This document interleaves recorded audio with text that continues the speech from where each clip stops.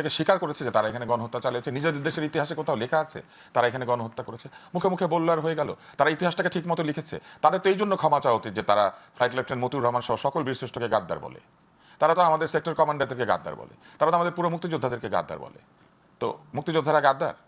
এইটা তারা বলেছে যে আমরা গাদ্দার বলবো না। তাদের পাঠ্যপুস্তক এইসব জায়গা থেকে তারা যেসব জায়গাতে এই রেটরিকটা তৈরি করেছে, এই যে ন্যারেটিভটা তৈরি করেছে, সেটা তারা সংশোধন করেছে এই পর্যন্ত। বরং ইমরান খান বলেছে, ইমরান খান স্পেসিফিক্যালি বলেছে যে সে মনে করে যে পাকিস্তান অন্যায় করেছে, সেই জন্য ইমরান খান জেলে। ইমরান খানকে তারা থাকতে দেয়নি।